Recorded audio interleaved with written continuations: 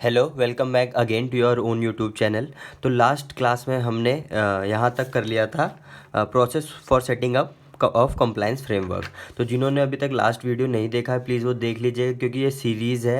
ये सीरीज़ तभी आपके लिए यूज़फुल होगा जब आप पूरा कंटेंट देखेंगे। तो आज हम स्टार्ट करते हैं प्रिपरेशन ऑफ कंप्लायंस चार्ट। तो जैसा कि मैंने आपको कल बताया था, प्रिपरेशन ऑफ कंप्लायंस चार्ट मतलब कंप्लायंस फ्रेमवर्क का एक बहुत ही इंपॉर्टेंट हिस्सा है। तो इसीलिए जब भी कंपनी कंप्लायंस चार्ट बनाती है तो उसको बहुत ज़्यादा एम्फेसाइज करना होता है कंप्लायंस चार्ट को बनाने में, क्योंकि कंप्लायंस चार्ट कंप्लायंस फ्रेमवर्क के अंदर एक बहुत ही इंपॉर्टेंट रोल को प्ले करता है। तो कंप्लायंस चार्ट को बनाने के लिए सबसे पहले क्या कंसीडर करती है कंपनी, मतलब किन फैक्टर्स को ध्यान में रखती है कंप्लायंस चार्ट को बनाते वक्त।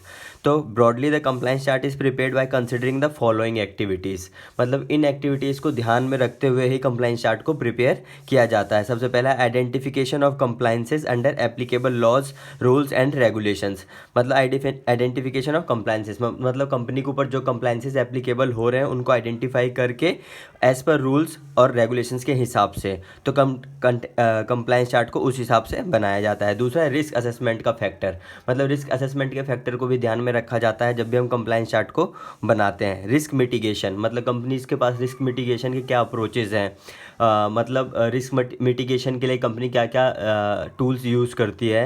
तो इन चीज़ों को भी ध्यान में रखते हुए ही कंप्लायंस चार्ट को बनाया जाता है। कंप्लायंस मॉनिटरिंग, मतलब कंप्लायंस को मॉनिटर कैसे किया जा रहा है, कौन कौन से कंप्लायंसेस पेंडिंग है, कौन कौन से कंप्लायंसेस हो चुके हैं कंपनी के अंदर। तो ये भी जब हम कंप्लायंस चार्ट को बनाते हैं तो इन फैक्टर्स का ध्यान रखते हैं। लास्ट है कंप्लायंस रिपोर्टिंग। जैसे मैंने आपको पहले बताया था, कंप्लायंस रिपोर्टिंग कंप्लायंस फ्रेमवर्क का एक बहुत ही बड़ा इंपॉर्टेंट और यूज़फुल हिस्सा है। बिकॉज जब भी हम कंप्लायंस करते हैं तो किसी को ये भी तो पता होना चाहिए ना कि मतलब कौन कौन से कंप्लायंसेस ऑलरेडी हो चुके हैं और किस तरीके से हो रहे हैं, पूरे हो रहे हैं, नहीं हो रहे हैं। तो एक रिपोर्टिंग कंप्लायंस की होना बहुत ही मैंडेटरी हो जाती है। तो जब हम कंप्लायंस चार्ट को बनाते हैं तो ये फैक्टर्स को ध्यान में रखते हैं, मतलब हम इन 5 फैक्टर्स को ध्यान में रखते हैं। सबसे पहला identification of compliances, risk assessment, risk mitigation, compliance monitoring और कंप्लायंस रिपोर्टिंग। एग्जाम में ये क्वेश्चन कई बार पूछा गया है कि what are the factors which is considered while preparing the compliance chart. तो इन 5 पॉइंट्स को आपको एक्सप्लेन करना है। नेक्स्ट आता है कंटेंट ऑफ कंप्लायंस चार्ट, मतलब कंप्लायंस चार्ट के कंटेंट क्या होने चाहिए, मतलब जब हम कंप्लायंस चार्ट बनाते हैं तो उसके अंदर क्या लिखा हुआ होना चाहिए। सबसे पहले reference to the key compliances, related laws, regulations, industries standards and compliance related policies and standard of the company, मतलब रेफरेंस देना है हमें की कंप्लायंसेस का, मतलब एक कंपनी के अंदर की कंप्लायंसेस कौन कौन से हैं उसका हमें एक रेफरेंस देना है अपने कंटेंट में, किसके कंप्लायंस चार्ट के अंदर।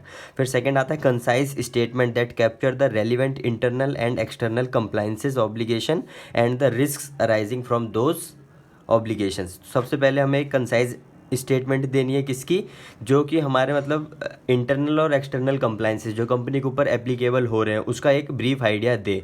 प्लस अगर हम उन कंप्लायंसेस को, मतलब इंटरनल और एक्सटर्नल कंप्लायंसेस जो कंपनी के ऊपर अप्लाई हो रहे हैं, अगर हम उन्हें फुलफिल नहीं करते हैं तो उससे क्या रिस्क अराइज हो सकते हैं, उसका भी हमें एक कंसाइज स्टेटमेंट अपने कंप्लायंस चार्ट में देना है। फिर आता है third inherent and managed risk level, मतलब कंपनी का रिस्क लेवल कैसा है, कि मतलब उसके अंदर इनहेरेंट रिस्क कैसे हैं और मैनेज्ड रिस्क लेवल क्या है, मतलब क्रिटिकल है, हाई है, मीडियम है, लो है, मतलब उस हिसाब से रिस्क को कैटेगराइज्ड किया गया हुआ है। तो इनहेरेंट और मैनेज्ड रिस्क के बारे में भी हमें अपने कंप्लायंस चार्ट में बताना है। फोर्थ पॉइंट है द बिजनेस प्रोसेस और people to which the compliance obligations are linked और on which they have an impact. तो ऐसा बिजनेस प्रोसेस, मतलब अगर आपने कोई कंप्लायंस नहीं किया तो उससे कौन सा बिजनेस प्रोसेस अफेक्ट होगा, मतलब उसका इम्पैक्ट किस बिजनेस प्रोसेस पे आएगा, तो उसकी डिटेल हमें अपने कंप्लायंस चार्ट में देनी है। प्लस किस पर्सन पे उसकी ऑब्लिगेशन है, मतलब अगर सपोज कंप्लायंस पूरा ना हुआ तो उसका इम्पैक्ट किस पर्सन के ऊपर पड़ेगा, क्योंकि जैसे आपने सुना होगा कभी भी अगर कहीं पेनल्टी होती है तो उसमें लिखा होता है company will be penalise this amount and officer in default this amount. तो कौन सा पर्सन उससे इम्पैक्ट होगा अगर वो कंप्लायंस पूरा नहीं हो रहा, और कौन सा बिजनेस प्रोसेस इम्पैक्ट होगा, उसकी डिटेल हमें कंप्लायंस चार्ट में देनी है।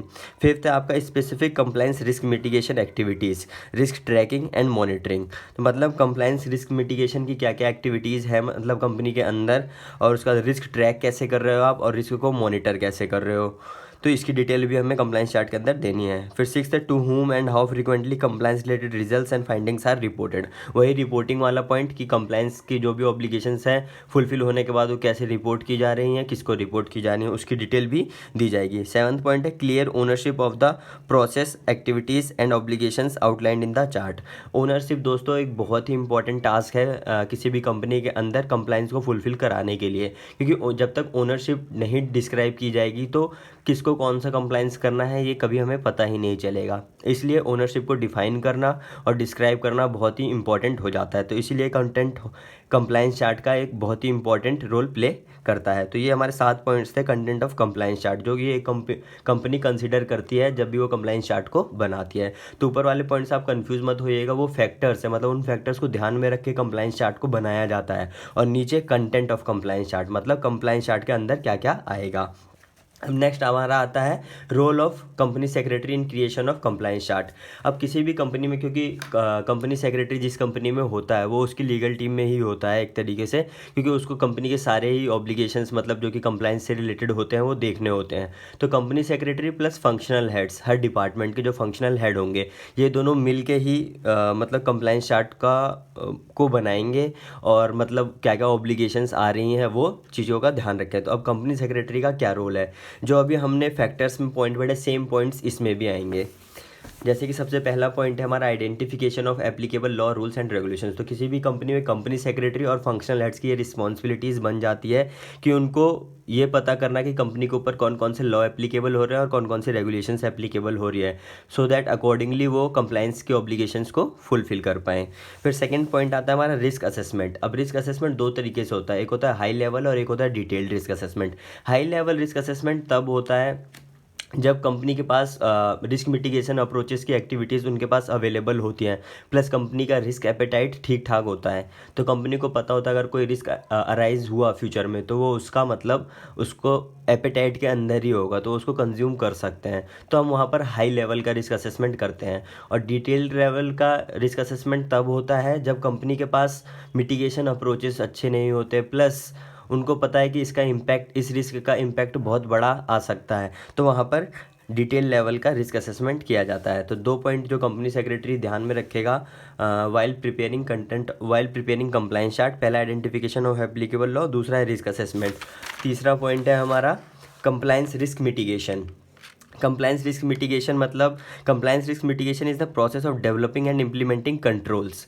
तो मतलब किसी भी कंपनी में अगर रिस्क आता है ड्यू टू कंप्लाइंस, तो उसको कम कैसे किया जाए या फिर उसको ख़त्म कैसे किया जाए, इसके लिए एक प्रोसेस डेवलप किया जाता है, प्लस इम्प्लीमेंट किए जाते हैं कंट्रोल्स। कंपनी के अंदर कंट्रोल्स को इम्प्लीमेंट किया जाता है ताकि जो कंप्लाइंस की रिस्क ऑब्लिगेशंस हैं वो कम हो, तो रिस्क अराइज नहीं होगा। तो इसीलिए कंपनी सेक्रेटरी की ये रिस्पॉन्सिबिलिटी बन जाती है कि एक ऐसा प्रोसेस डेवलप करे और इम्प्लीमेंट करे कंट्रोल्स कंपनी के अंदर की कंप्लाइंस की जो भी ऑब्लिगेशंस है वो टाइमली फुलफिल हो जाए। अब यहाँ पर लिखा है various risk of non compliances. अगर आप नॉन कंप्लाइंस करेंगे तो उसके वेरियस रिस्क क्या क्या हो सकते हैं। सबसे पहला है सेसेशन ऑफ बिजनेस एक्टिविटीज़, मतलब आपकी बिजनेस एक्टिविटीज़ बंद हो सकती हैं। दूसरा है civil action by the authorities. अगर आप मतलब फॉर्म फाइलिंग नहीं करेंगे या फिर कंप्लाइंस पूरे नहीं करेंगे, एनुअल रिटर्न फाइल नहीं करेंगे और फाइनेंशियल स्टेटमेंट्स फाइल नहीं करेंगे, तो आपके ऊपर सिविल एक्शन भी ले सकती है अथॉरिटी। फिर है punitive action, results in fines against the company officials. जैसे कि अभी आपको मैंने बताया पेनल्टी इम्पोज हो जाते हैं कंपनी और ऑफिसर इन डिफॉल्ट्स के ऊपर, तो ये एक प्यूनिटिव एक्शन है। प्यूनिटिव मतलब मॉनेटरी टर्म्स से। फिर है imprisonment of the errant officials, जो मतलब ऑफिशियल्स होते हैं, मतलब जो ऑफिसर्स होते हैं जिन्होंने गलती करी है उनको इम्प्रिजनमेंट भी हो सकती है due to non compliance. Public embarrassment, public embarrassment मतलब पब्लिक में आपकी इमेज डाउन हो जाती है, गुडविल कम हो जाती है, क्योंकि उनको पता चल जाता है ये कंपनी मतलब नॉन कंप्लायंट कंपनी है, कंप्लायंस इसको टाइमली पूरा नहीं कर रही है। प्लस आजकल एक ESG फैक्टर मतलब एनवायरमेंटल सोशल और गवर्नेंस का फैक्टर भी आजकल बहुत चल रहा है, तो पब्लिक को पता चल जाता है कि गवर्नेंस मतलब टाइमली पूरे नहीं हो रहे हैं कंपनी के अंदर, तो एक पब्लिक एम्बेरसमेंट आ जाती है।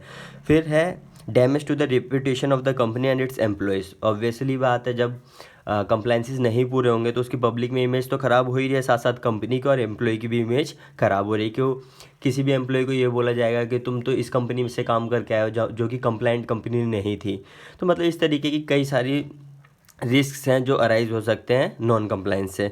लास्ट है attachment of bank accounts. Attachment of bank accounts मतलब कि उनके बैंक अकाउंट्स को सीज कर लिया जाता है अगर, क्योंकि वो टाइमली फ़ीस पे नहीं कर रहे हैं सपोज, या फिर अपने इनकम टैक्स की रिटर्न टाइमली नहीं जमा करवा रहे हो, तो उनका जो इनकम टैक्स बन रहा है वो उन्हें जीएसटी की रिटर्न नहीं फाइल कर रहे हैं। तो मतलब इस तरीके से इन केसेस में मतलब उनका अटैचमेंट ऑफ बैंक अकाउंट्स हो सकता है। इसके अलावा भी और बहुत सारे पॉइंट्स हैं, जैसे कि रोड ब्लॉक इन फंडिंग, मतलब फंडिंग ना मिलना, क्योंकि बाकी लोग इन्वेस्ट ही नहीं करना चाहेंगे ना ऐसी कंपनी में जो कि कंप्लाइंसेस को पूरा नहीं कर रही हैं।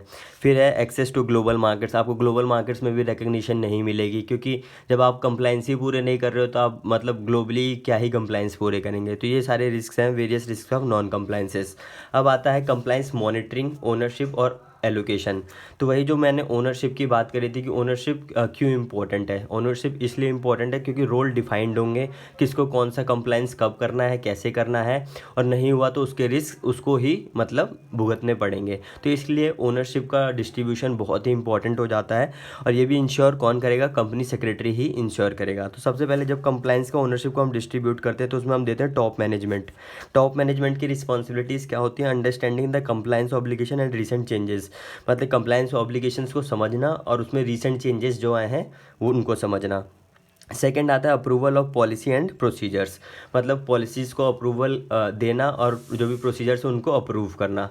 Motivating employees to doing compliance in time, मतलब एम्प्लॉयज़ को मोटिवेट, क्योंकि वो जब भी निचले लेवल के जो एम्प्लॉयज़ होते हैं उनको अगर टॉप मैनेजमेंट से मतलब मोटिवेशन मिलता है तो वो एक उनके लिए बहुत ही एंथुजियास्टिक चीज़ होती है, तो वो कंप्लायंस के ऑब्लिगेशंस को अच्छे से पूरा कर पाएंगे। तो पहला हमारा आता है टॉप मैनेजमेंट।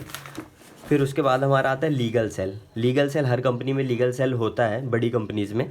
तो वो क्या करता है, identification of new and change relevant local laws, जो भी लोकल लॉज रेलिवेंट होते हैं तो उनको आइडेंटिफाई करता है, कम्युनिकेट करता है इन राइटिंग में, रिव्यू करता है सिस्टम ऑफ पॉलिसी और प्रोसीजर्स को, resolution of doubts and clarity in directions, periodical review and assessment. फिर आते हैं senior management and functional heads. जैसे मैंने अभी फंक्शनल हेड्स की बात करी थी, तो हर कंपनी में हर डिपार्टमेंट के फंक्शनल हेड्स होते हैं। वो क्या करते हैं, उनका काम क्या है, analysis and research on the regulatory changes, मतलब वो एनालिसिस करते हैं अगर कोई रेगुलेटरी चेंजेस आए हैं उन पर, formation of policy and procedure उन पर, motivating compliance officer to timely compliance करने के लिए, guiding compliance officer in doing compliance, tracking the compliance chart, risk escalation, conflict resolution.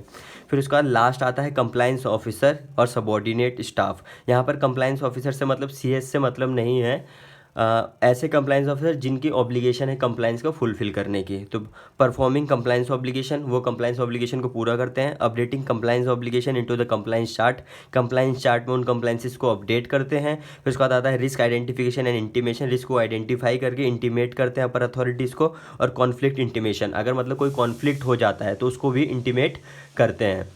तो यहाँ पर जब भी हम ओनरशिप की बात करते हैं तो दो ओनर होते हैं, एक होते हैं प्राइमरी ओनर, एक होते हैं सेकेंडरी ओनर। तो प्राइमरी ओनर जो होते हैं वो मेनली रिस्पॉन्सिबल होते हैं कंप्लाइंस को करने के लिए, और जो सेकेंडरी ओनर होते हैं वो सुपरवाइज करते हैं प्राइमरी ओनर को। तो मतलब प्राइमरी ओनर की रिस्पॉन्सिबिलिटी होती है कंप्लाइंस को करने की, और सेकेंडरी ओनर उनको सुपरवाइज करते हैं। तो ये रोल मतलब ओनरशिप का एलोकेशन करना भी रिस्पॉन्सिबिलिटी किसकी होती है, कंप्लाइंस मतलब कंपनी सेक्रेटरी को, उसका रोल होता है ये, जब हम मतलब कंप्लाइंस चार्ट को बनाते हैं तो उस टाइम पे। फिर उसके बाद लास्ट आता है हमारा फिफ्थ पॉइंट कंप्लाइंस रिपोर्टिंग का, जो ये कि बहुत ही इंपॉर्टेंट पॉइंट है, कंप्लाइंस रिपोर्टिंग। तो दोस्तों मैं कंप्लाइंस रिपोर्टिंग वाला पॉइंट नेक्स्ट वीडियो में कवर करूँगा, क्योंकि ऑलरेडी ये वीडियो 13 to 40 मिनट्स की हो चुकी है। तो मैं नेक्स्ट वीडियो में कंप्लाइंस रिपोर्टिंग कवर करूँगा, प्लस कोशिश करूँगा कि नेक्स्ट वीडियो में पूरी फर्स्ट चैप्टर ख़त्म हो जाए। आई होप आप सबको वीडियो अच्छी लग रही होगी, प्लस मेरा इनिशिएटिव अच्छा लगा होगा। तो प्लीज़ चैनल को सब्सक्राइब कर लीजिए, सो दैट आप कंटिन्यूएशन में वीडियोस देख सकें और अपनी नॉलेज एनहेंस कर सकें। Thank you so much guys, और व्हाट्सएप ग्रुप को ज़रूर ज्वाइन कर लीजिएगा ताकि आप अपडेटेड रहें। Thank you so much.